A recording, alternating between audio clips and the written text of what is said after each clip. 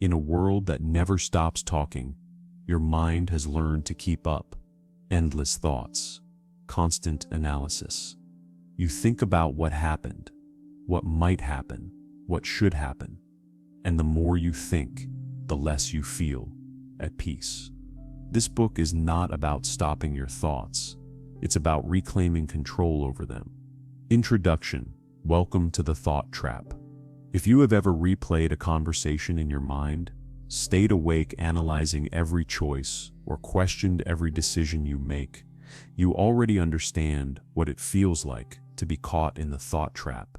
This audiobook is about understanding why we overthink, what happens inside the mind when we do, and how to finally break free from the cycle. You will not be asked to silence your thoughts or control them. You will learn to understand them, work with them, and guide them toward clarity and peace. Chapter 1. The Mindset's Loop. Why we overthink. Overthinking is not a personal weakness. It is a survival instinct that has gone into overdrive. The very thing that once kept our ancestors alive now keeps us trapped inside our own minds. Long ago, this mental loop had a purpose. When early humans faced danger, their ability to remember, replay, and anticipate was a tool for survival. If someone wandered too close to a predator's territory, the mind replayed the event to learn what to avoid next time.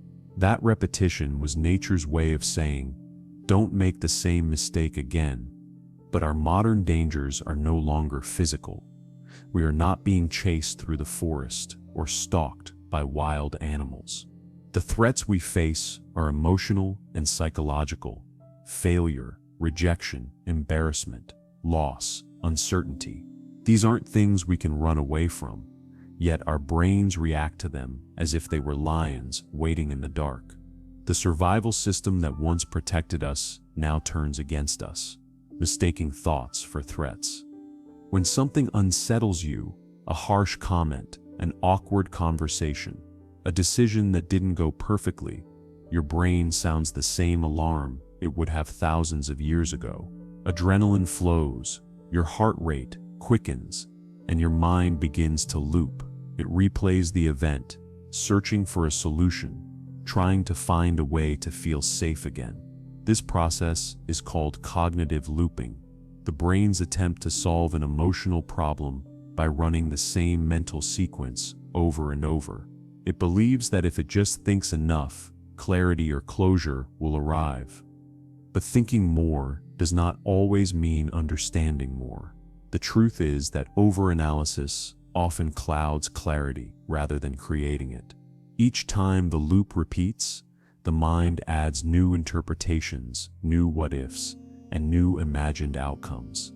What began as a single thought, "Did I say the wrong thing?"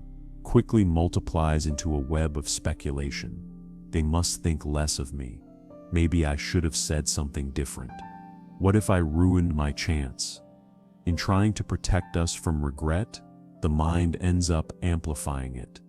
Psychologists describe this as a form of mental checking. Just as someone might repeatedly check that a door is locked, an overthinker mentally checks a memory or decision, convinced that one more review will bring peace. But peace never comes from repetition. It comes from release. The more we analyze, the more uncertainty grows, and the loop tightens around us. There's also a biological reason overthinking feels so powerful. When we dwell on a problem, the brain releases stress hormones like cortisol. These chemicals make us more alert, more focused, and ironically, more anxious. The body prepares for action, but there's no action to take. The situation exists only in thought, so the energy has nowhere to go. That energy becomes tension, restlessness, sleeplessness, the physical sensations of a mental trap. Overthinking often starts with good intentions. You want to make the right choice, say the right thing, avoid future pain. The mind believes that if it can just find the perfect answer, everything will be safe and certain. But life is rarely certain. And when the brain meets uncertainty, it keeps spinning, mistaking movement for progress.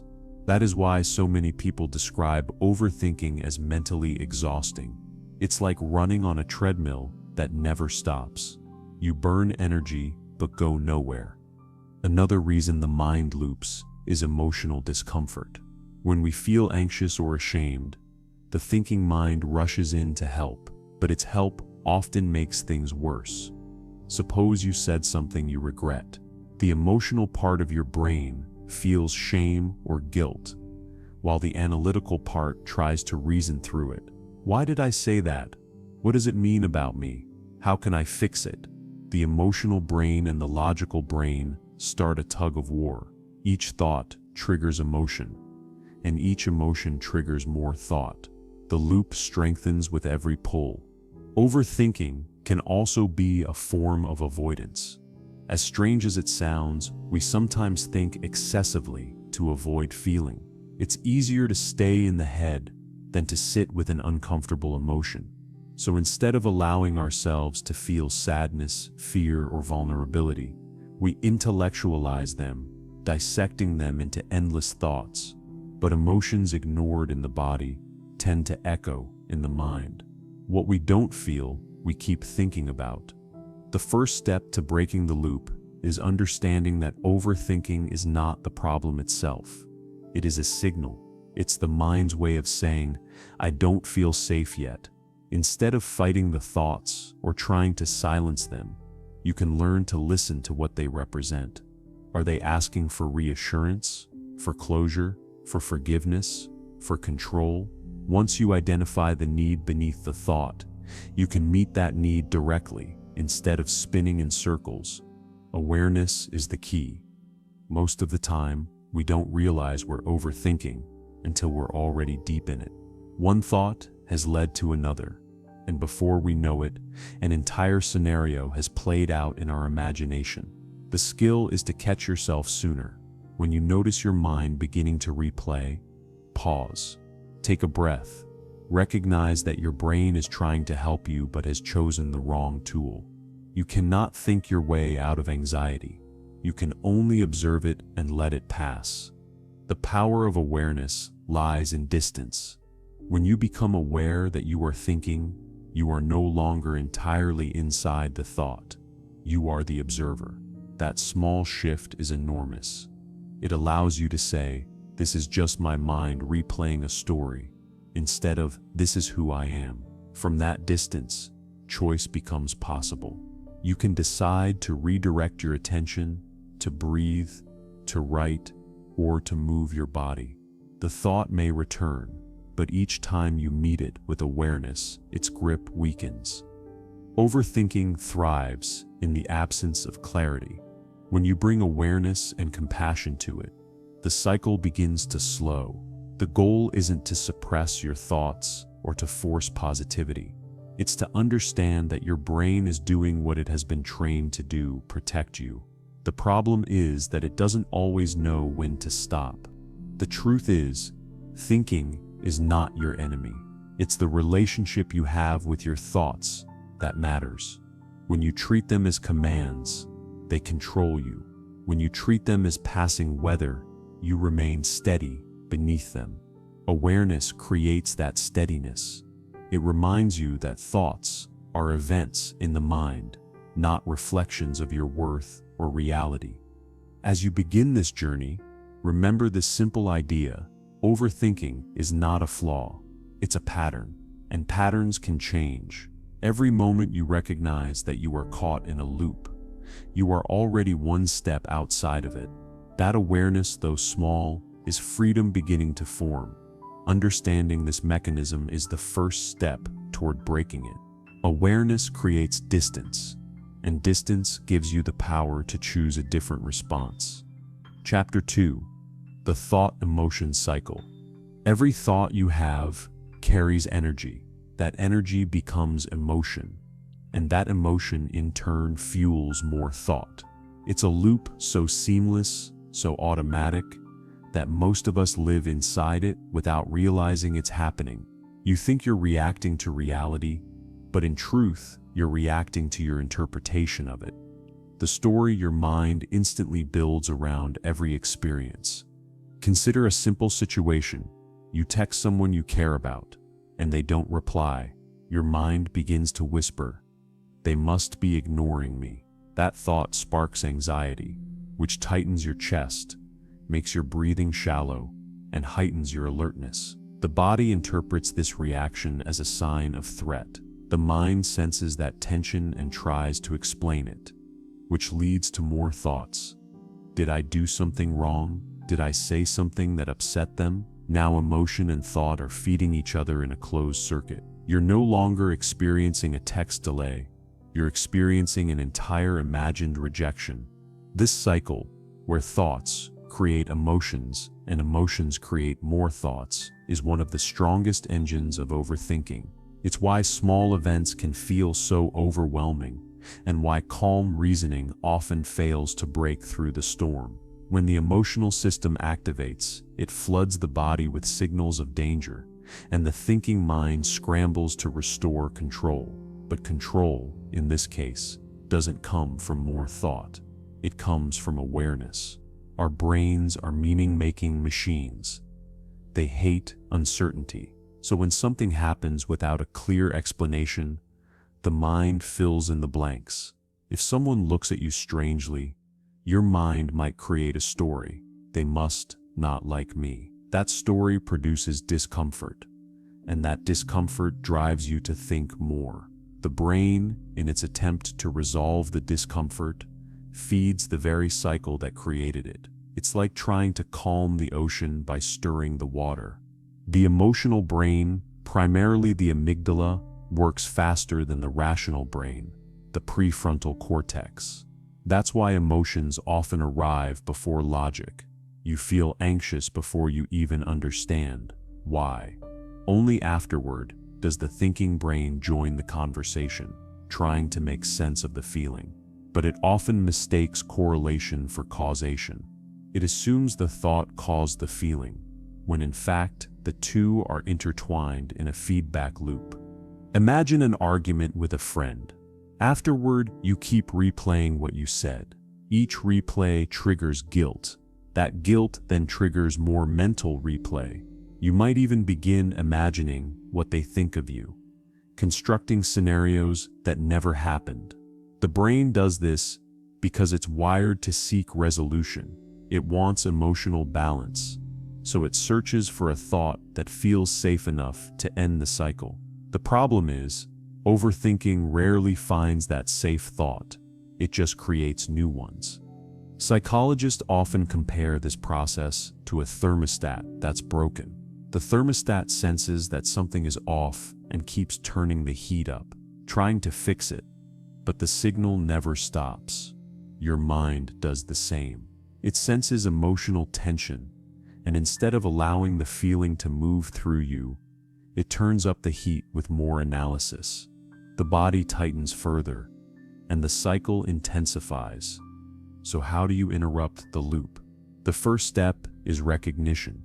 You must learn to see the cycle while it's happening. When you notice that your thoughts are beginning to spin and your body is tense, pause and label what's occurring.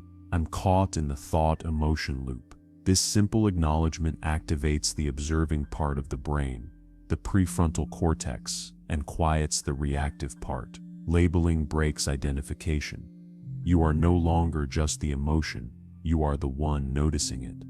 Once you've recognized the loop, the second step is to create space for the emotion. Most people try to think their way out of feeling, but that's like trying to untie a knot by pulling tighter. Instead, shift your attention from the thought to the body.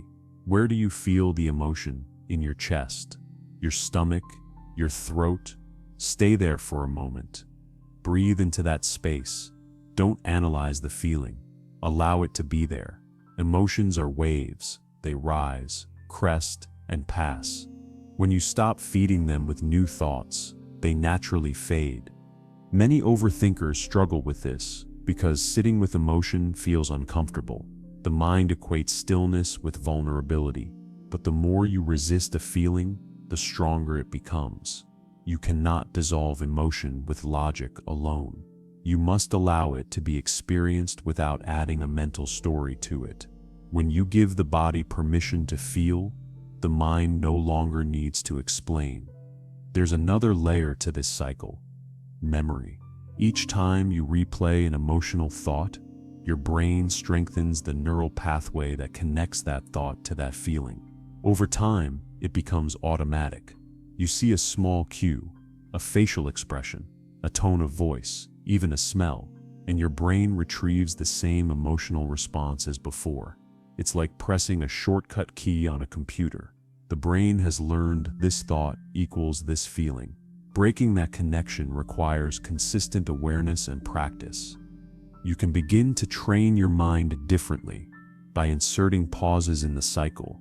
The next time you feel triggered, instead of reacting, ask a grounding question. What else could this mean? Maybe the person didn't reply because they're busy, not because they're rejecting you. Maybe your boss's short message wasn't anger, but stress. This isn't about blind optimism. It's about opening the lens.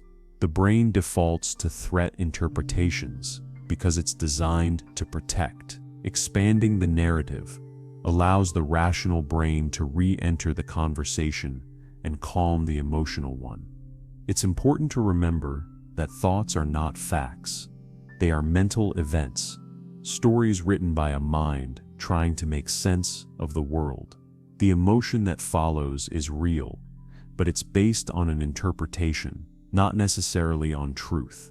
When you learn to separate these two, the thought and the feeling, you begin to reclaim freedom from the cycle. Let's revisit the text message example. Instead of spiraling into anxiety, you might pause and notice, I'm feeling uneasy because my mind is assuming the worst. That recognition gives you power. You haven't stopped thinking, but you've stopped believing every thought as absolute truth. That is the beginning of emotional maturity, responding to your inner experience with observation rather than reaction. The more often you practice this, the easier it becomes to recognize patterns. You'll notice that certain thoughts trigger the same feelings repeatedly. You might see how self-criticism always leads to shame, or how fear of failure triggers avoidance. With each realization, you strengthen the muscle of awareness. Over time, the loop loses speed. It no longer drags you automatically from thought to emotion and back again. Overthinking often disguises itself as problem solving, but there's a crucial difference between reflection and rumination. Reflection is deliberate. It has a clear purpose and a defined endpoint. Rumination is circular. It goes nowhere and drains energy. Recognizing which one you're doing in the moment is another form of awareness that weakens the loop. Ultimately, the thought-emotion cycle isn't something to eliminate. It's something to understand. It's part of being human. The goal isn't to never feel anxious or uncertain, but to stop letting those feelings dictate your reality. When you can observe the dance between thought and emotion without getting caught in it, you gain choice. You can decide whether to engage, to reframe, or simply to breathe and let it pass. Each time you notice the cycle and choose awareness over reaction, you are teaching your mind a new pattern, one of calm presence rather than constant control. Over time, the loop that once trapped you becomes a rhythm you can navigate with grace. Understanding this connection between thought and emotion is how you begin to break free from the spiral of overthinking. It's not about silencing your mind, but about listening in a new way, one that allows thoughts and feelings to arise, move through, and dissolve without taking you with them. Chapter 3: The Illusion of Control. At the heart of overthinking lies a powerful illusion, the belief that if we think enough, analyze deeply enough, or anticipate every possible outcome, we can somehow control life. The mind convinces itself that endless mental effort equals safety. It whispers, if I prepare for every scenario, nothing can go wrong. But life doesn't work that way. Life is unpredictable, and the mind's attempt to outthink uncertainty becomes the very source of suffering. Control feels comforting because it creates the illusion of certainty. When things feel unstable, our minds instinctively reach for patterns, plans, and logic. This behavior traces back to the same survival mechanisms that once kept early humans alive. Predicting danger helped ensure safety. But in the modern world, we no longer need to predict physical threats. Instead, we try to predict emotions, relationships, and the future itself. We replay what we said in a meeting, wonder how others perceive us, and imagine how our choices might unfold years from now. These mental rehearsals seem productive, but they are often subtle forms of control, ways of trying to manage what can't be managed. Overthinkers often say, "I can't stop thinking about it." What they truly mean is, "I can't stop trying to control it." The situation, the outcome, the way others feel, the mind keeps spinning because it refuses to accept that some things are simply beyond reach. It's not that you're weak or indecisive, it's that your brain hasn't learned the difference between influence and control. You can influence your effort, your preparation, and your response, but you cannot control how life unfolds. That gap between what we can and cannot control is the breeding ground for anxiety. Psychologist Daniel Wegner studied this phenomenon and called it the ironic process theory. He found that when people try to suppress certain thoughts, those very thoughts return stronger and more persistent. In his experiments, participants were told not to think about a white bear. The result? They thought about it even more. The same principle applies to overthinking. The more you try not to think about something, the more the mind checks to make sure it isn't thinking about it. This constant monitoring creates an endless feedback loop, the illusion of control disguised as caution. You might notice this in daily life. You worry about an upcoming decision and tell yourself to stop thinking about it. But within minutes, the thought returns, louder and heavier. That's because suppression is a form of control, and control feeds resistance. The mind interprets suppression as threat detection. If I'm not supposed to think about it, it must be important, so it keeps bringing the thought back, hoping you'll resolve it. But no thought can ever bring closure to what only acceptance can solve. The illusion of control extends beyond thoughts. It seeps into emotions. Many people believe they must control how they feel. I shouldn't be sad. I need to stop feeling anxious. But emotions are not switches to be turned off. They are signals to be acknowledged. Trying to control emotion is like trying to command the weather. You can prepare for rain, but you cannot order the clouds to move. What you resist persists, and what you allow begins to settle. Consider a moment when you were deeply anxious before a big event. You told yourself to relax, but the more you tried, the more tense you became. That's because the act of trying created pressure. Relaxation isn't a command, it's a consequence. It happens naturally when you stop forcing it. Control in that sense is self-defeating. The truth is, the mind is addicted to prediction. It craves the comfort of knowing what's next. This craving often appears as over-preparation or constant replaying of the past. But beneath it all is fear. Fear of being caught off guard, of making mistakes, of feeling pain. The mind equates knowledge with safety, so it clings to information, to scenarios, to details that might provide even a small illusion of certainty. Yet, no amount of thinking can ever eliminate uncertainty. Life will always contain unknowns, and peace comes not from controlling them, but from learning to coexist with them. Think about the moments when you've truly felt calm, not numb, but genuinely at ease. Those moments rarely come from overanalyzing or planning. They appear when you've accepted what is. Maybe it was during a walk, a conversation, or a quiet evening when you stopped trying to figure everything out. Acceptance isn't surrendering to failure, it's surrendering to reality. It's saying, I can't control what happens, but I can control how I meet it. That shift in focus transforms anxiety into awareness. One of the most damaging myths in modern culture is that control equals strength. We praise people for being in control of their emotions, their careers, their futures. But true strength doesn't come from gripping tighter. It comes from knowing when to let go. A clenched fist can't hold anything new. A mind that's always managing can't experience stillness. Letting go doesn't mean apathy. It means trust.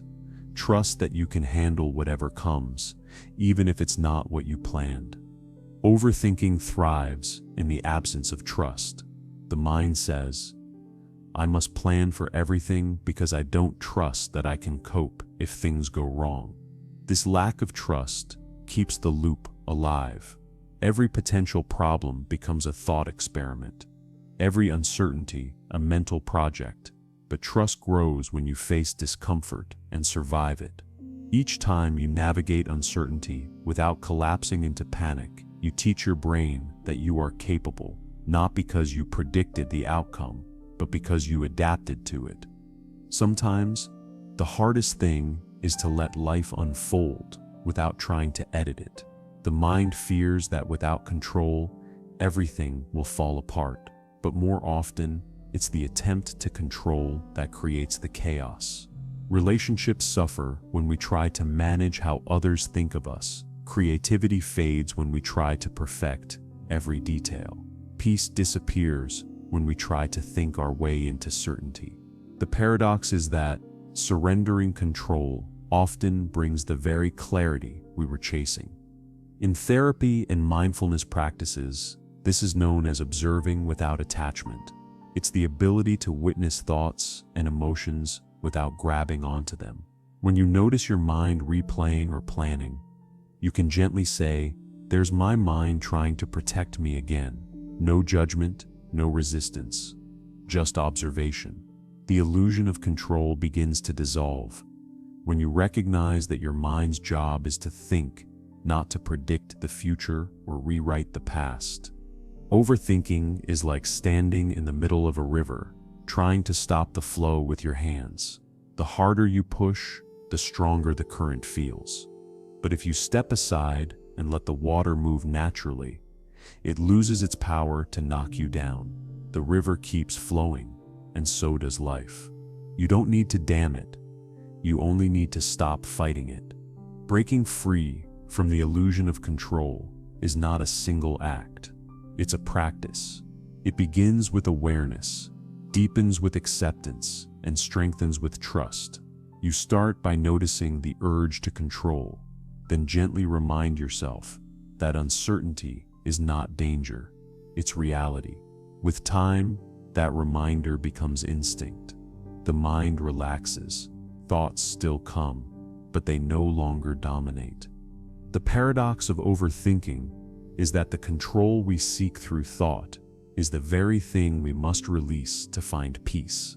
The more we loosen our grip, the clearer things become. When you stop trying to control the flow of life, you begin to move with it.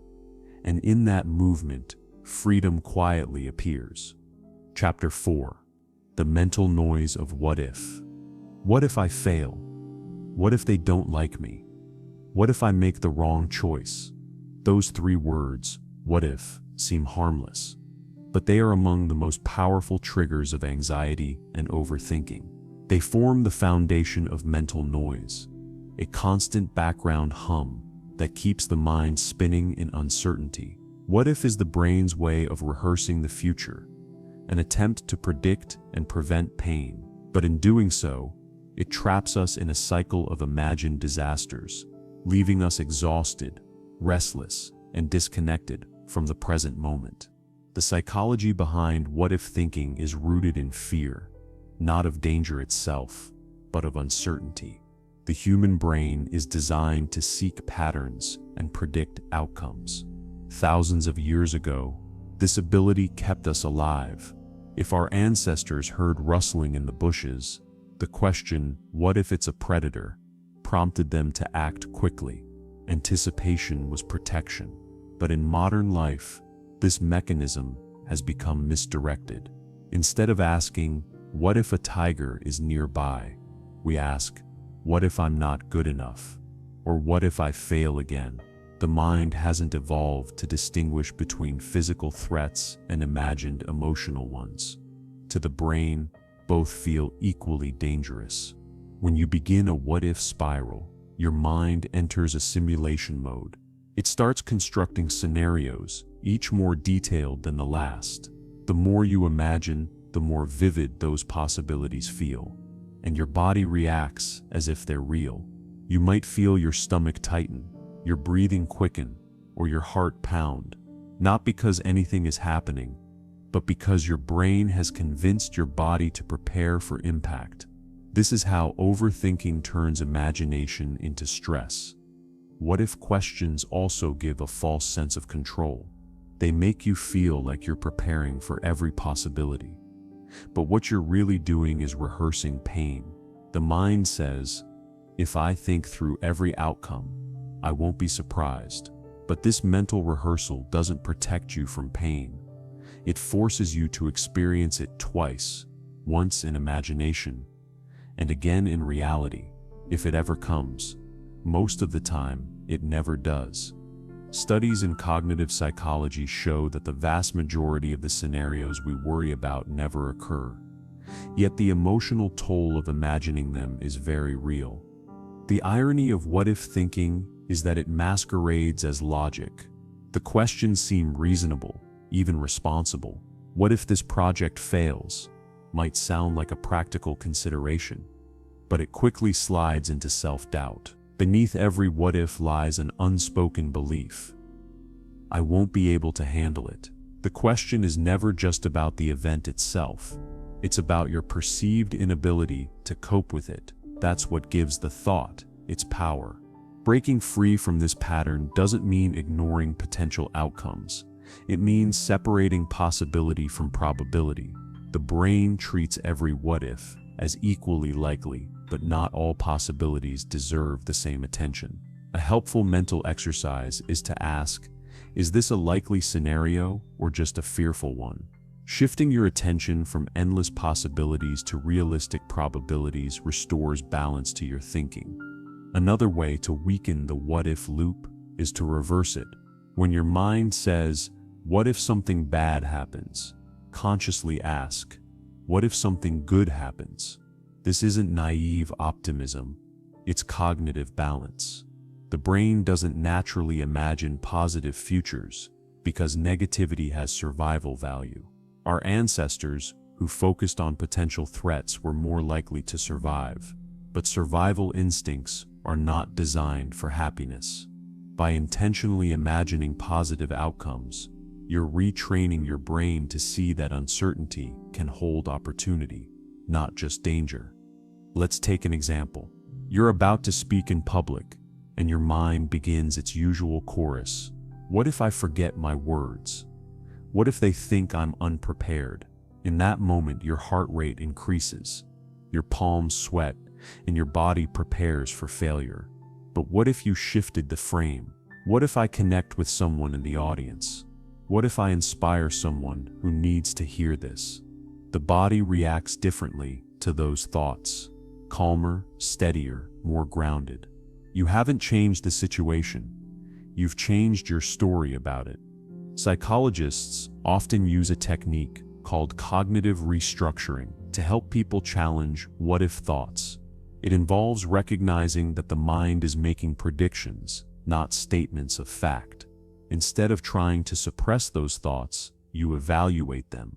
Ask yourself, is this thought based on evidence or just fear? And even if this happened, could I handle it?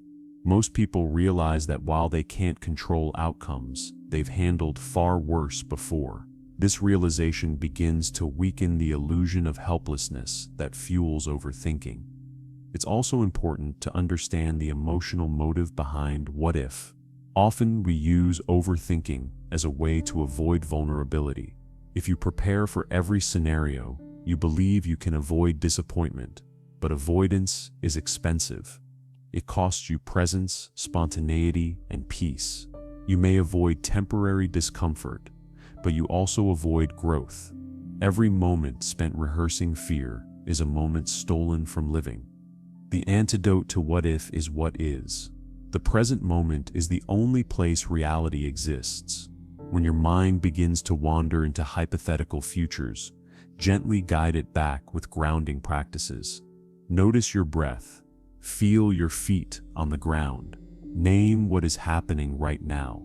The more you anchor yourself in what is real, the less power imaginary futures hold over you. This doesn't mean you stop thinking about the future entirely. Planning and problem solving have their place. The key difference is that healthy planning ends with a decision. Overthinking never does. When you plan, you make choices and take action. When you overthink, you chase certainty that doesn't exist. The way out of the what-if maze is action. Small, imperfect steps that bring clarity through experience, not speculation. Many people fear that if they stop worrying, they'll become careless. But the opposite is true. Worry consumes focus. Acceptance restores it.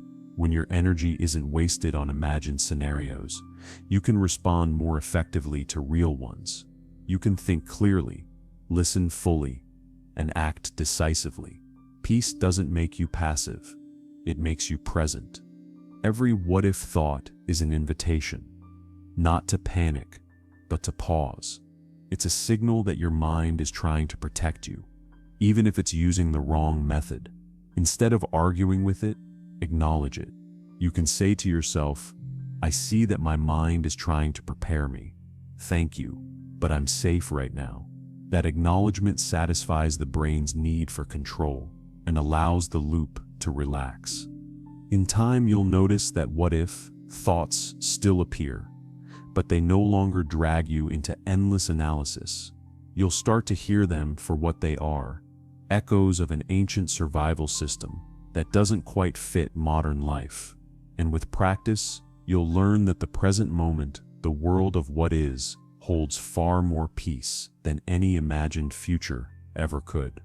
Chapter 5. The Overthinker Seps Body. Overthinking doesn't just happen in your mind, it lives in your body. Every anxious thought, every mental loop, every unresolved worry has a physical echo.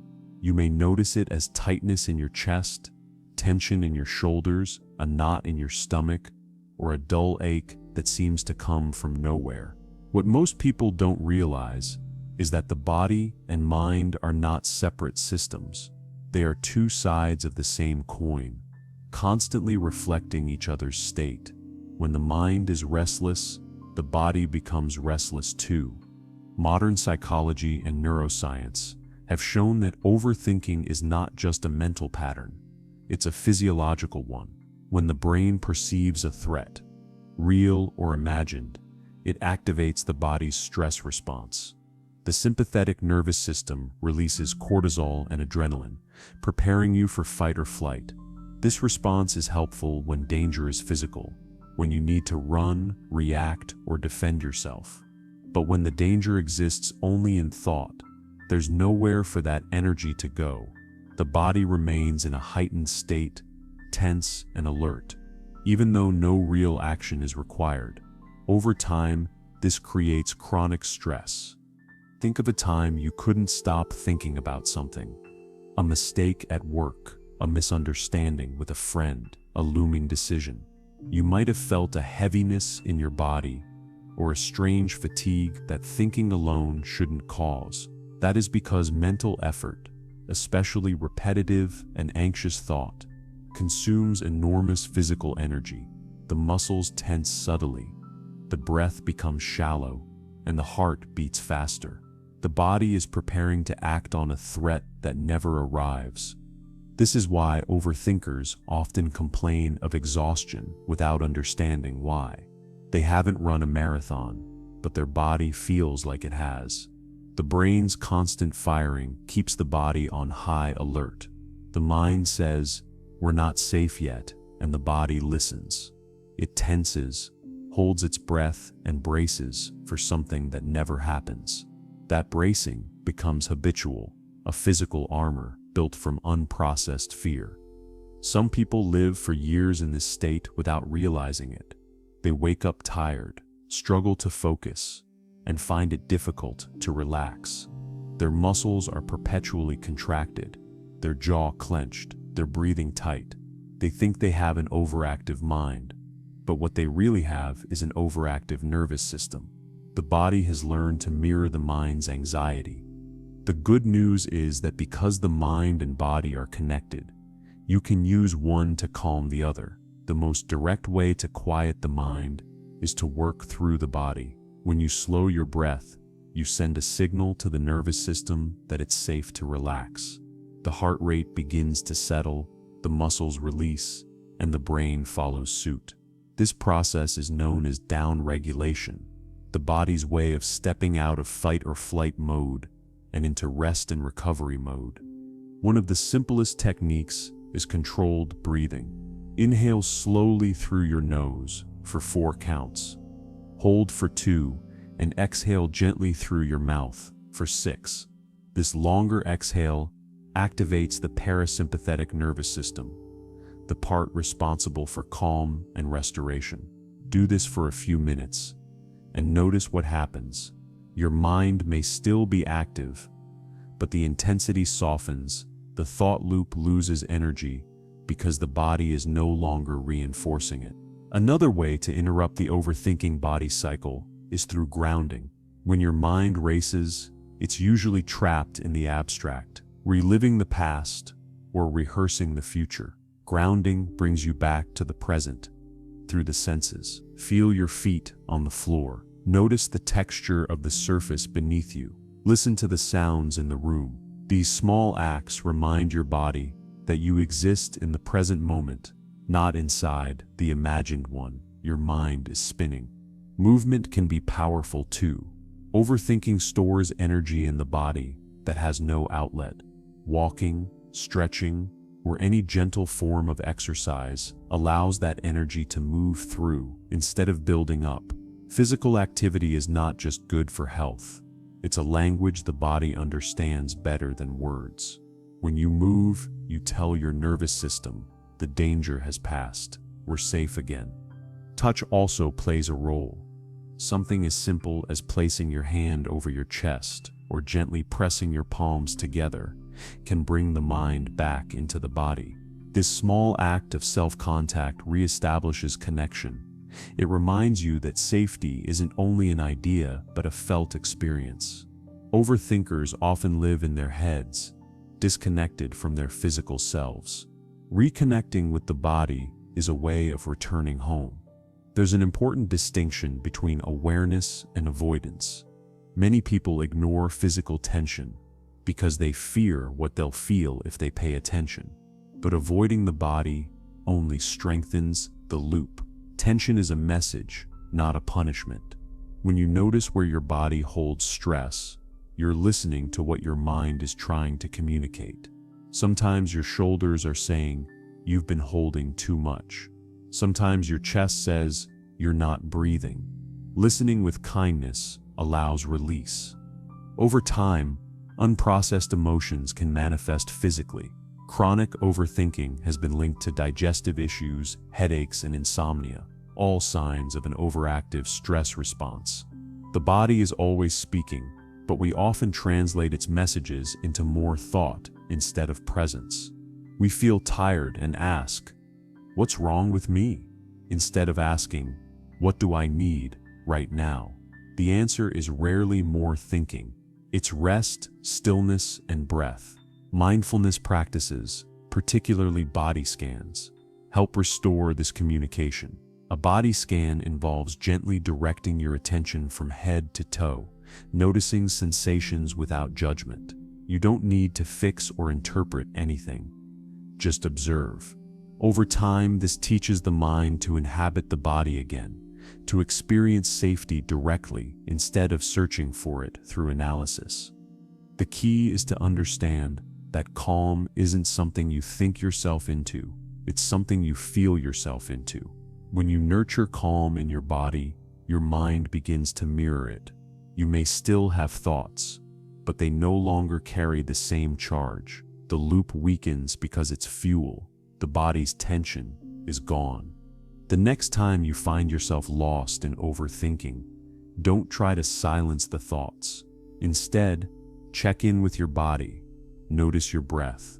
Feel your posture. Ask, where am I holding this? Then soften that place, even slightly. You'll find that when the body relaxes, the mind follows, and what once felt overwhelming becomes manageable. The overthinker's greatest tool is not more thought, but awareness. Awareness that thinking and feeling are intertwined. The body is not your enemy. It's your ally. It's the anchor that can pull you out of the storm of your thoughts and remind you that safety is not something you must earn through control. It's something you can return to, one breath at a time. Chapter 6: The Inner Critic, Friend or Foe. Every overthinker knows that inner voice, the one that never seems to rest. It comments on everything you do, questions every choice, and judges every imperfection. It whispers after a conversation, "You shouldn't have said that." It interrupts your work saying, "You're not good enough." It reminds you of past mistakes and predicts future failures with unsettling confidence. This voice is what psychologists call the inner critic, and while it often feels like an enemy, it was never designed to harm you. In truth, it began as an attempt to protect you. To understand the inner critic, you must understand its origin. It forms early in life, often as a response to external criticism or rejection. As children, we depend on approval for safety and belonging. When that approval is threatened, the mind develops an internal watchdog, a voice that warns, corrects, and controls to keep us accepted. It says, "Don't make mistakes. Don't upset people, or do better next time." The intention is safety, not cruelty. But over time, this voice grows stronger and less compassionate. It begins to police every aspect of your life, confusing protection with perfection. The inner critic thrives on comparison. It measures your worth against others, constantly scanning for ways you fall short. It tells you that other people are happier, more successful, more confident. These thoughts create a sense of inadequacy that fuels overthinking. You begin to analyze your actions, your tone, your choices, hoping to fix whatever flaw the critic has identified. The cycle becomes self-perpetuating. The more you try to meet its impossible standards, the louder it becomes. What makes the inner critic so persuasive is that it speaks in your own voice. It doesn't sound like an intruder. It sounds like you. That's why its words carry so much weight. But if you listen closely, you can sense the difference. The inner critic's tone is urgent, harsh, and absolute. It deals in extremes: always, never, should, and must. It speaks from fear, not truth. The authentic voice of your wisdom, on the other hand, is calm and grounded. It guides rather than shames. Learning to distinguish these two voices is one of the most important steps in overcoming overthinking. When the critic takes over, you tend to internalize its message as identity. I am not enough. But thoughts are not facts. The inner critic's statements are not reflections of your true self. They are echoes of old experiences, carried into the present. The part of you that judges is often the same part that once felt judged. It's trying to prevent you from feeling that pain again. Understanding this shifts the dynamic. Instead of seeing the critic as an enemy, you can start to see it as a frightened part of yourself, one that needs reassurance, not resistance. Imagine for a moment that the critic is a person sitting across from you. It tells you you're going to fail. You could respond with anger, arguing, or denying it, but that only strengthens its grip, because conflict gives it energy. Instead, try curiosity. Ask, what are you trying to protect me from? Usually, the critic will reveal something underneath. I don't want you to be embarrassed. I don't want you to be rejected, or I'm afraid you'll get hurt. When you hear that, something softens. You realize that the critic's aggression is just fear in disguise. Psychologists often describe this process as integration. Rather than trying to silence the inner critic, you integrate it into your awareness with compassion. You learn to respond instead of react. The next time that harsh voice appears, instead of believing it blindly or fighting it, pause and recognize it as a pattern. Say quietly to yourself, I hear you, but I choose another voice today. This gentle acknowledgement disarms its power. The critic thrives on resistance. It weakens in the presence of understanding. Overthinking and the inner critic are deeply connected. Overthinking often begins when the critic points out a flaw or uncertainty, and the mind starts analyzing how to fix it. You replay conversations to find what you did wrong, or you hesitate to act for fear of judgment. The critic creates the question, and overthinking tries to answer it. But the critic's questions are designed without answers. Am I good enough? Did I say the wrong thing? What if I fail? These are infinite loops because they deal with identity, not facts. The more you think, the further you drift from peace. Breaking this pattern requires self-compassion, a quality many overthinkers find uncomfortable. Compassion can feel undeserved after years of self-criticism, but compassion doesn't mean indulgence. It means balance. It means treating yourself as you would treat a friend who made a mistake. You would not tell that friend, you're worthless. You would say, you did your best. Let's learn and move on. Extending the same grace to yourself weakens the critic's hold. One effective way to practice this is through self-dialogue. When the critic appears, write down what it says. Then respond in writing from your compassionate voice. For example, if the critic says, you always mess things up, reply with, that's not true. I've made mistakes, but I also learn and grow. One mistake doesn't define me. Over time, this exercise retrains your inner language. You begin to speak to yourself with fairness instead of hostility. The critic also loses strength when met with mindfulness. The moment you observe the voice rather than merge with it, you create distance. You can say, I'm noticing self-critical thoughts, instead of I'm failing again. This small shift from identification to observation is transformative. It reminds you that thoughts are mental events passing through consciousness, not commands you must obey. There's also value in recognizing that the critic doesn't always lie outright. Sometimes it points toward genuine areas for growth, but it does so without kindness. For instance, it might say, you're lazy, when the truth is, you're tired and need structure. By softening the tone and focusing on facts instead of shame, you can use the critic's observations without absorbing its cruelty. In this way, the critic becomes a teacher, offering feedback rather than punishment. When you begin to work with your inner critic rather than against it, you reclaim control over your mental landscape.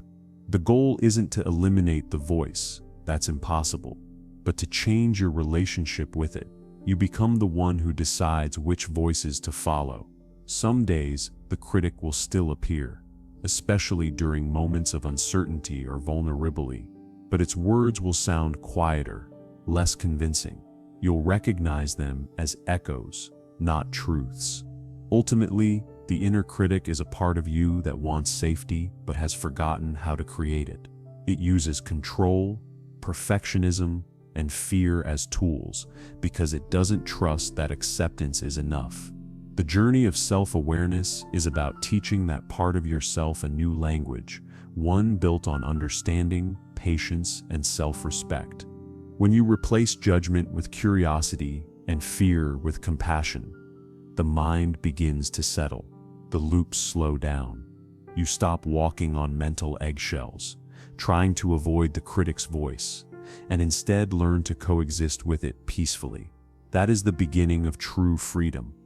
Not the absence of the inner critic, but the presence of a wiser, kinder self who knows how to listen without losing balance.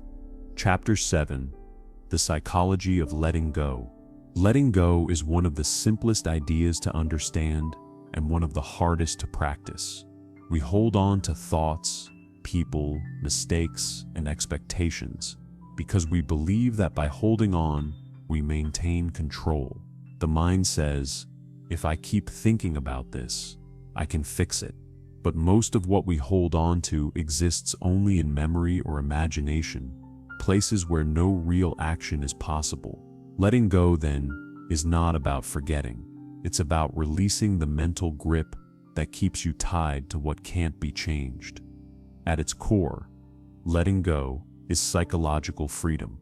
It's the ability to experience your thoughts and emotions without being owned by them. The mind clings to what is familiar, even when it's painful, because familiarity feels safe. That's why we replay arguments, revisit old regrets, and imagine different endings to moments long gone. Each replay is an attempt to rewrite the past, to gain closure that never arrives. But the more we revisit it, the more power it holds. Letting go means accepting that closure doesn't come from rethinking the past. It comes from no longer needing to.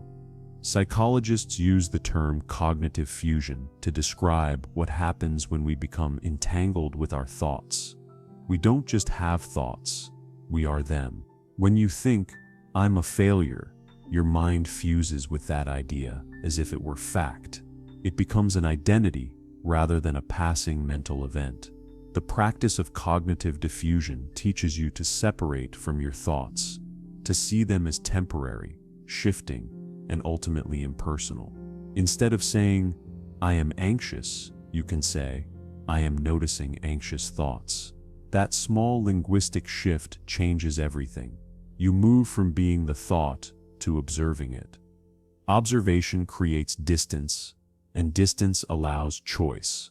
When you observe a thought, you can decide how to respond to it. You can choose to let it pass, instead of feeding it with attention. Overthinkers often believe that letting go means ignoring or suppressing thoughts, but suppression only strengthens them. The more you try not to think of something, the more your mind checks to see if you're thinking about it. True letting go is not resistance, it's release. It's the willingness to allow the thought to exist without engaging with it. Imagine your thoughts as clouds drifting across the sky. Some are light and pleasant, others are dark and heavy. You don't control which clouds appear, but you don't have to chase or fight them either. You simply watch them move. This is the essence of mindfulness, awareness without attachment. The sky doesn't cling to the clouds, and you don't need to cling to your thoughts. The moment you realize you are the sky and not the weather, the storm begins to lose its power. Letting go also requires a redefinition of control. Many people cling to mental loops because they fear that if they stop thinking about something, it means they don't care, or that it will get worse. But letting go doesn't mean apathy. It means recognizing the boundary between what you can influence and what you cannot.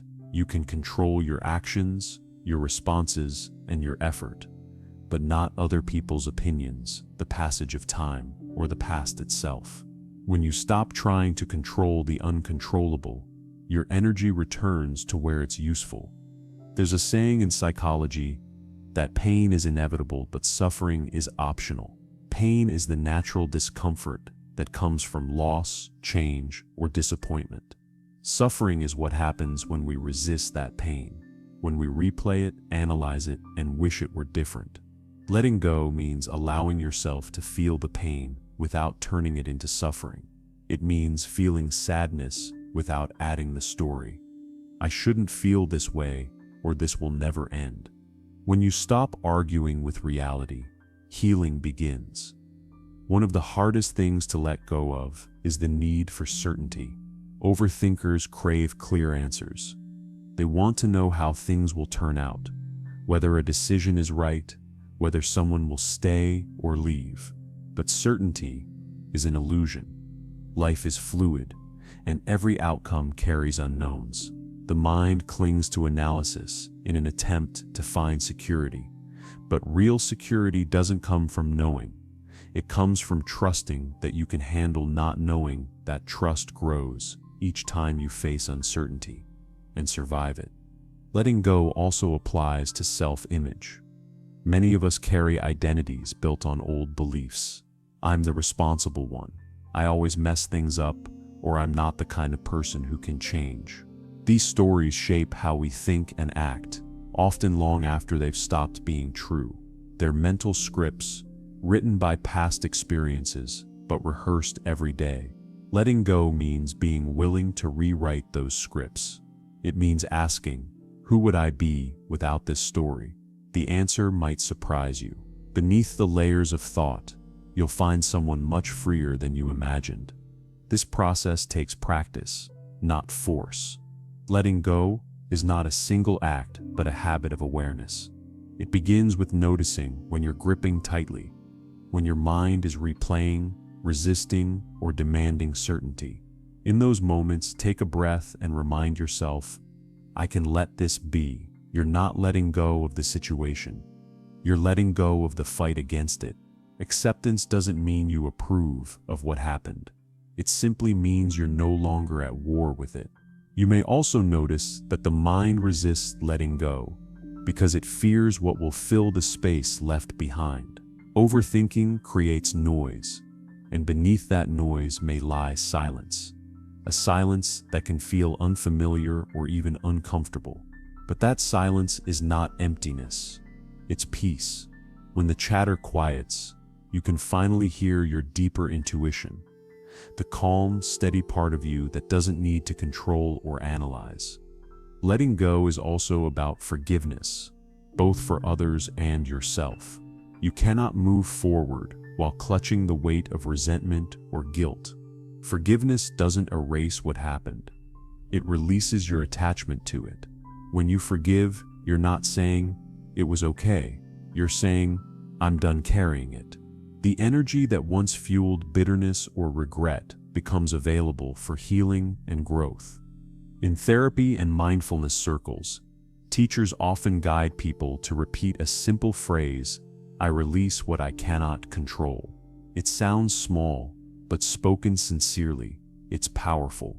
Each repetition reminds the brain that it can rest. You don't have to solve every mystery, explain every mistake, or predict every outcome. You can allow life to unfold without gripping it so tightly. Letting go is not the end of caring. It's the beginning of living. When you loosen your hold on the past and stop chasing control over the future, you create space for the present. That space is where peace exists. Overthinking pulls you into mental time travel, always somewhere else, never here. Letting go brings you back to now, the only moment that's real. In time, you'll discover that letting go doesn't make life smaller, it makes it larger. Without the constant noise of rumination, you can see clearly again. You can feel the quiet joy of ordinary moments, the relief of not needing to know, the beauty of simply being. That is the essence of psychological freedom. Not a mind without thoughts, but a mind that no longer needs to hold on to every one of them. Chapter 8. Reframing Reality. Our thoughts shape the way we experience the world. Two people can live through the same event, yet walk away with entirely different memories, emotions, and conclusions. Not because of what happened, but because of how they interpreted it. The human brain doesn't record reality like a camera. It edits, filters, and adds meaning. This meaning-making process is powerful, but it can also distort. When we overthink, we're often trapped not by the situation itself, but by the story we've told ourselves about it. Reframing reality is about seeing that story for what it is, a story, and learning to tell a different one. It doesn't mean denying pain or pretending everything is positive. It means recognizing that there are always multiple perspectives, and that the one you've been clinging to might not be the most helpful or the most true. Reframing is not forced optimism, it's psychological flexibility. It allows you to look at the same situation through a lens that reduces suffering and restores clarity. Imagine you made a mistake at work. Your first thought might be, "I'm incompetent. I always ruin things." That interpretation triggers shame and anxiety, which may lead to avoidance or perfectionism. But if you reframe it as, "I made an error because I'm learning something new," the same event becomes an opportunity rather than a failure. The external situation hasn't changed. The email still went out, the mistake still happened, but your relationship to it has, and that difference changes everything. This is the heart of cognitive reframing, a core concept in psychology, especially in cognitive behavioral therapy, CBT. The idea is simple. Our thoughts influence our emotions, and our emotions influence our actions. When you change the way you think about an event, you change how you feel and how you respond to it. It's not about controlling thoughts, but about questioning them, holding them up to the light to see whether they truly serve you. For overthinkers, reframing can be life-changing. Overthinking thrives on negative interpretation. It takes uncertainty and fills it with self-blame, fear, or worst-case scenarios. "They didn't text back" becomes "they don't care." "The meeting was quiet" becomes "everyone hated my idea." The mind does this automatically because it's wired to detect threat.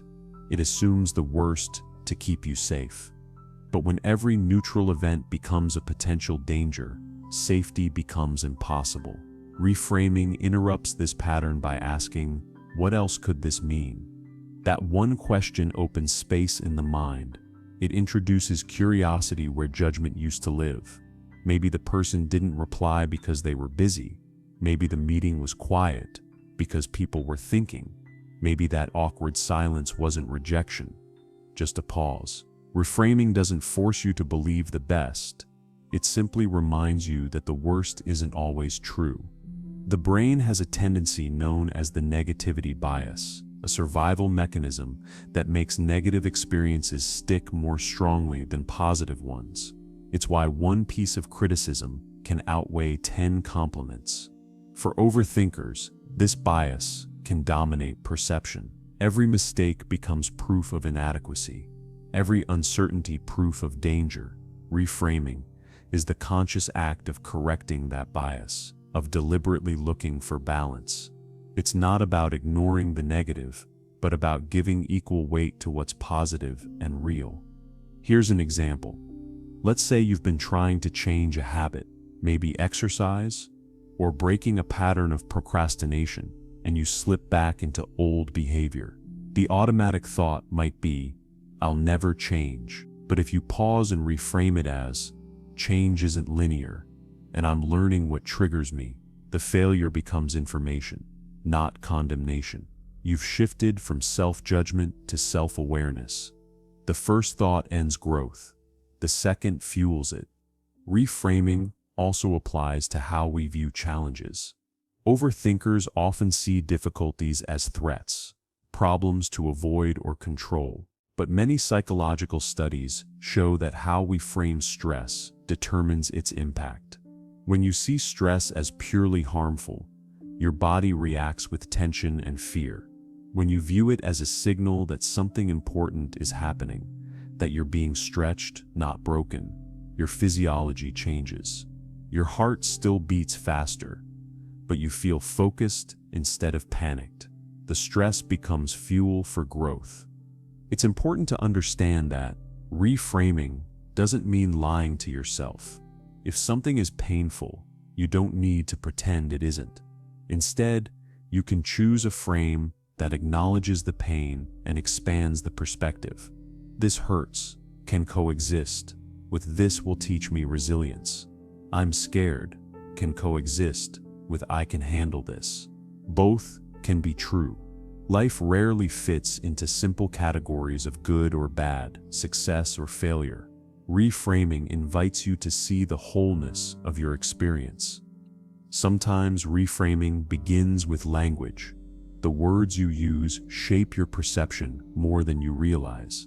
When you say, "I have to," it carries pressure. When you say, "I get to," it carries gratitude. When you say, "I'm stuck," it feels final. When you say, "I'm in transition," it feels temporary. Small linguistic shifts have large emotional effects. The mind listens to your words and adjusts accordingly. Another form of reframing involves identifying your cognitive distortions, the habitual thought patterns that twist perception. For instance, catastrophizing turns small issues into disasters. All-or-nothing thinking reduces complex realities into extremes, and mind reading assumes you know what others think without evidence. Overthinkers often operate inside these distortions unconsciously. The first step to reframing is noticing them. When you catch yourself saying, "Everyone thinks I'm terrible," challenge it. Everyone, or a few people? What's the evidence? Bringing rational awareness into emotional thinking helps restore balance. Reframing also works in reverse. You can reframe positive experiences to strengthen gratitude and confidence. Instead of dismissing your achievements with, "It was just luck," you can reframe them as, "I worked hard and made that happen." Overthinking often minimizes success while magnifying mistakes. Correcting that imbalance helps rebuild trust in yourself. You start to see patterns of progress instead of patterns of failure. With practice, reframing becomes less of an exercise and more of a mindset. A quiet habit of asking better questions. Is there another way to see this? What would I tell a friend in this situation? Does this thought help me grow or hold me back? These questions shift your brain from survival mode to reflective mode, from reaction to awareness, and once you're aware, you have the power to choose your response instead of being carried away by automatic thought. Over time, you'll notice that reality itself begins to feel lighter, not because it's changed, but because your perception has. You'll still face challenges, but you'll meet them with more flexibility. You'll still have negative thoughts, but they'll feel less convincing. And you'll begin to realize that peace doesn't come from controlling your circumstances. It comes from seeing them clearly and responding wisely. Reframing is the bridge between overthinking and understanding. It turns mental chaos into clarity. By showing you that perspective is a choice, you can continue to interpret life through fear and self-judgment, or you can learn to see it through curiosity and compassion. The facts of your life may remain the same, but how you hold them, the meaning you give them, determines how heavy they feel. The power of reframing is that it doesn't require the world to change. It only asks that you change how you look at it. When you do, the same mind that once created your suffering becomes the same mind that creates your peace. Chapter 9. The present moment, the end of overthinking. At some point in your journey of self-awareness, you realize that all overthinking shares one thing in common. It never happens in the present. The mind loops through the past, replaying, regretting, rewriting, or it projects into the future, predicting, preparing, panicking. But in this exact moment, right now, there is usually no real problem. There is only what is the breath you're taking, the ground beneath your feet, the space around you. Overthinking is the mind's refusal to rest in the present. Learning to come back to now is the ultimate remedy. The present moment is often misunderstood. Many think of it as an abstract idea, something spiritual or mystical, but it's not. It's the only reality we ever actually experience. The future exists only as imagination, and the past exists only as memory. When you're caught in overthinking, you're living in mental time travel, trying to solve what has already happened or what hasn't yet occurred. The present, however, asks for no solutions. It only asks to be noticed. Think about it. When you're deeply engaged in something, listening to music, creating art, running, cooking, the overthinking mind quiets. You're not analyzing, you're simply being. In those moments, you experience presence, the natural state beneath all mental noise. The thoughts may still be there in the background, but they lose their power. That's because presence and overthinking cannot coexist. The more attention you give to this moment, the less fuel the mind has to spin its stories. Psychologists describe this as attentional control, the ability to direct your focus intentionally, rather than being dragged by thoughts. Overthinkers often have strong attention, but poor control. Their minds are sharp, sensitive, and alert, which is a gift, but without direction, that alertness turns inward, feeding worry instead of awareness. Training attention is about learning to choose where your focus goes, and the best anchor for that training is the present moment. The body is always present, even when the mind is not. This is why mindfulness practices often begin with the breath. When you notice yourself spiraling into thought, you can gently return your attention to your breathing, the one constant rhythm that connects you to now. You don't need to breathe differently. You only need to notice that you are breathing. This simple act brings your awareness out of the mental world and back into physical reality. The more you practice, the more you'll notice how much of your suffering comes not from life itself, but from your resistance to it. The present moment is rarely unbearable. It's our thoughts about it that make it so. For example, waiting in line isn't inherently stressful. It's the mind saying, "This is a waste of time," that creates irritation.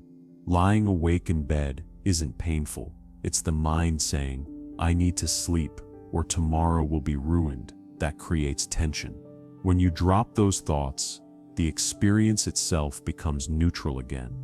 Living in the present doesn't mean you never think about the past or plan for the future. It means you do so consciously. You visit the past to learn, not to dwell. You think about the future to prepare, not to worry. When you finish, you return to now. The problem isn't that we think, it's that we forget to stop thinking. The present is the pause between thoughts, the space that allows you to reset before being pulled into another story. For overthinkers, this practice can feel unfamiliar, even uncomfortable at first. The silence of presence may feel strange after years of noise. The mind might say, "This is boring," or "You're wasting time." But those are just more thoughts trying to reassert control. Stay with the stillness anyway. Beneath the discomfort lies peace. A peace that doesn't depend on answers or outcomes, only awareness. There's a concept in mindfulness called the observer self. It's the part of you that can notice your thoughts without getting swept away by them. When you say, "I'm noticing anxiety," rather than "I'm anxious," you step into this observer role. That small shift creates space between you and your thoughts. In that space, overthinking loses its grip. You begin to see that your thoughts are like passing clouds, temporary, ever-changing, and not entirely under your control.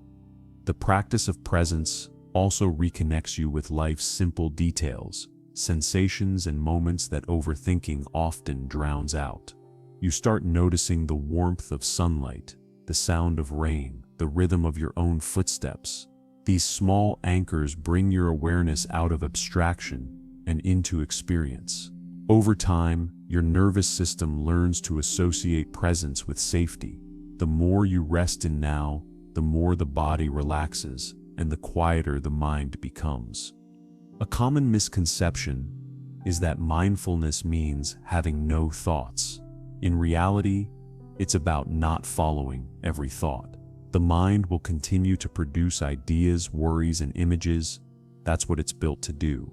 But presence means noticing them without judgment and letting them pass. You might think of it like watching a train go by without getting on. Each thought is a carriage. You can watch them come and go while remaining on the platform. When practiced regularly, Presence becomes more than a technique. It becomes a way of being. You stop needing every answer before taking a step. You stop arguing with what already is.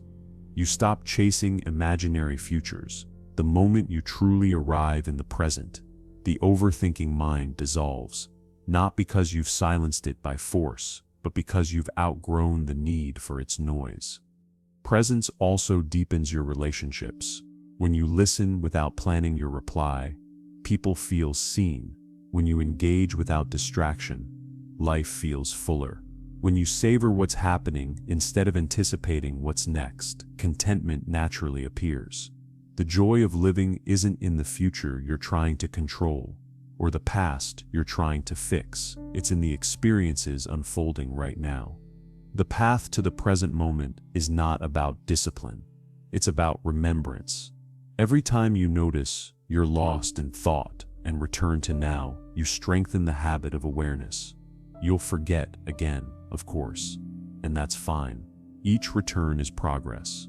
Presence isn't a state you achieve. It's a practice you renew, moment by moment. In the end, overthinking fades, not because you've conquered your mind, but because you've befriended it. You no longer treat your thoughts as enemies or as absolute truth. You see them as movements within consciousness, waves that rise and fall, come and go.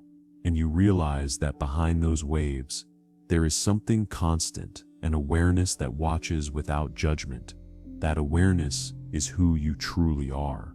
When you learn to rest in that awareness, in the quiet of now, you discover the freedom that overthinking was always searching for. It was never about finding control or certainty. It was about finding peace. And that peace has been here all along, waiting patiently in the only place it ever could be, this moment. Chapter 10. Escaping the Thought Trap. At the end of every mental maze, every what if, and every restless night of replaying conversations, there lies the same realization. Peace was never something to be found through thinking. It was something waiting beyond it. Overthinking promises safety through control, but what it delivers is exhaustion through repetition. To truly escape the thought trap, you must understand not just how the mind works, but how to step outside its endless motion and return to awareness, the quiet place where thought begins and ends. The thought trap works like this. A single thought arises, perhaps small and harmless. I hope I didn't mess that up. The mind grabs hold of it, examines it, and then creates more thoughts in response. What if they think less of me? What if I always do this? What does that say about me? One thought turns into 1,000. Each one feels urgent, meaningful, necessary to resolve. But the mind doesn't realize it's been caught in its own web. It's not solving, it's spinning. The energy that could be used for living gets consumed by looping. Breaking that loop requires a new kind of awareness, not one that thinks about the thought, but one that notices it. Imagine your mind as a stage, and your thoughts as actors performing. Most of the time, you're so lost in the play that you forget you're in the audience. You feel every emotion as if it were your own. But when you step back and watch from the seats, you see that the play is just unfolding, sometimes tragic, sometimes funny, sometimes repetitive. You don't have to stop the play. You only need to remember that you're not in it. This shift, from identification to observation, is the essence of escaping the thought trap. It's not about stopping your thoughts, which is impossible, but about no longer believing everything they say. Thoughts are suggestions, not facts. They're mental events passing through consciousness, shaped by memory, habit, and emotion. When you begin to see them as such, they lose their authority. You no longer react to every one. You choose which deserve your attention. It's also important to recognize that not all thinking is harmful. Reflection, planning, and problem-solving have real value. The trap begins when thought becomes compulsive, when the mind keeps turning even after the problem has no solution. Escaping means knowing when to stop digging. Once you've reflected, made a choice, or learned what you can, continuing to analyze only adds weight. The courage to stop thinking is the courage to trust that life can unfold without your constant interference. Acceptance plays a central role in this freedom. Most overthinking is an attempt to resist something, a feeling, an outcome, or a truth. The mind says, "This shouldn't have happened," or "I can't feel this way," and starts searching for a way out. But resistance keeps you stuck. When you accept what is, even when it's uncomfortable, the mind has nothing left to fight. Paradoxically, that's when it finally relaxes. Acceptance doesn't mean resignation. It means releasing the illusion that constant mental effort can change the unchangeable. One practical way to break the cycle is through conscious redirection. When you notice yourself spiraling, instead of following the thought, do something physical, stretch, step outside, or take a deep breath. These small actions interrupt the feedback loop between mind and body. They remind your nervous system that you're here, now, not trapped in the story your mind is telling. Over time, this practice teaches your brain a new association. Awareness, not analysis, equals safety. Journaling can also be powerful. Writing down your thoughts externalizes them. What feels enormous in your head often looks smaller on paper. Once written, you can question them more clearly. Is this thought true? Is it helpful? What evidence do I actually have? Most of the time, the thought collapses under gentle examination. You see that it was never a wall, only a shadow cast by your own mind. Meditation, too, is a direct route out of the trap. It's not about emptying your mind. It's about learning to sit with it. You observe thoughts without clinging or judging. At first, it feels like trying to calm the ocean with your hands. But gradually, the waves settle on their own. You realize that peace was never about control. It was about presence. Meditation strengthens that presence until it becomes your natural state.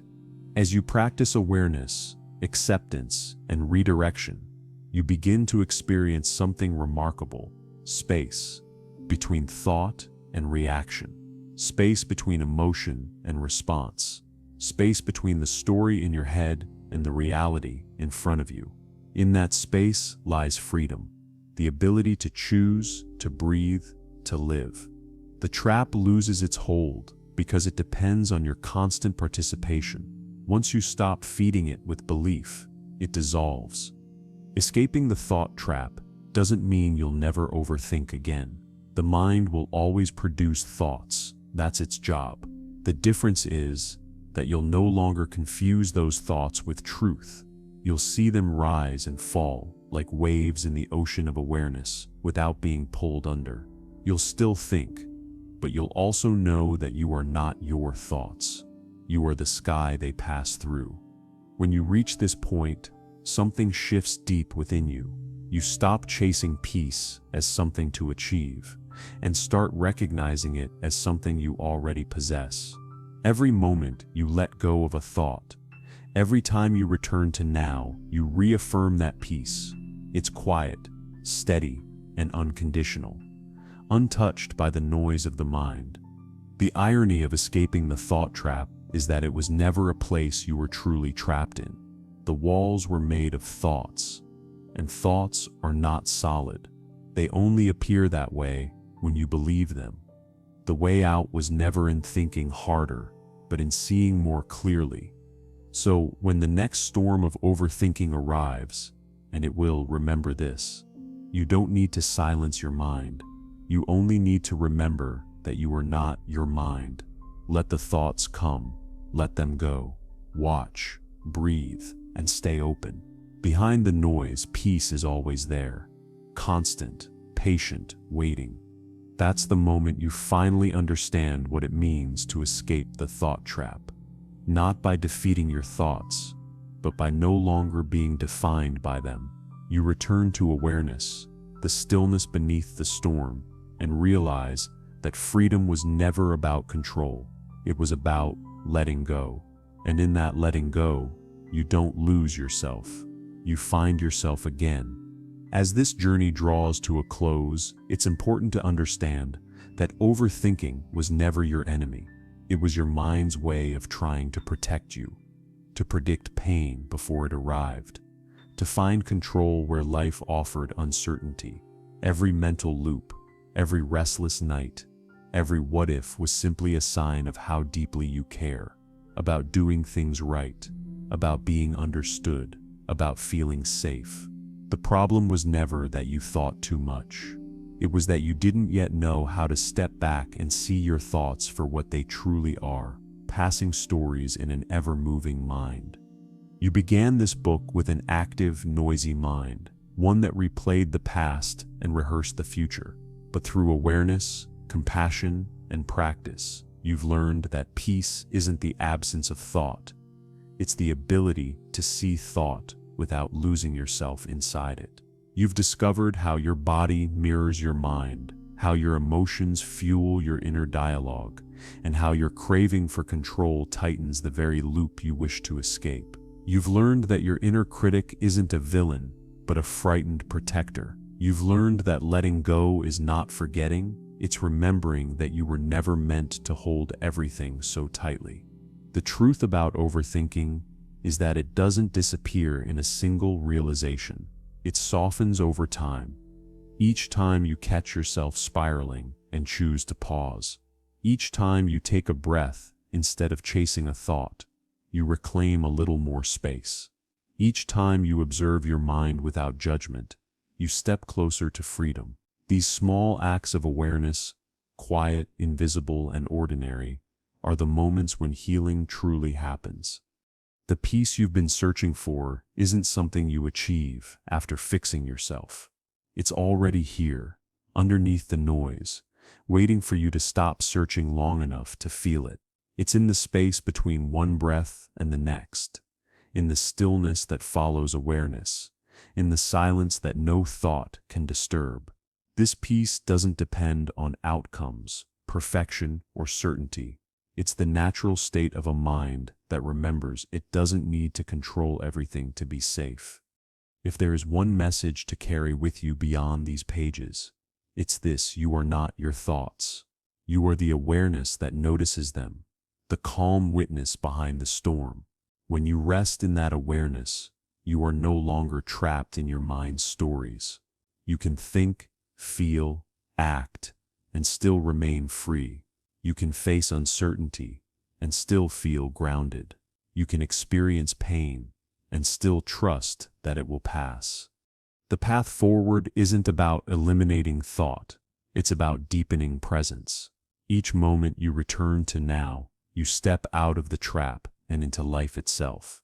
You begin to see the beauty in imperfection, the wisdom in stillness, and the strength in surrender. You learn that peace doesn't arrive when the world stops demanding. It arrives when you stop resisting. So take a breath. Feel it. Let it anchor you. The storm of thought will come and go, but the awareness behind it, the part of you that watches quietly, patiently, without judgment, that is who you truly are. That is where freedom lives. You've not just escaped the thought trap, you've seen through it. And once you see through it, it can no longer hold you.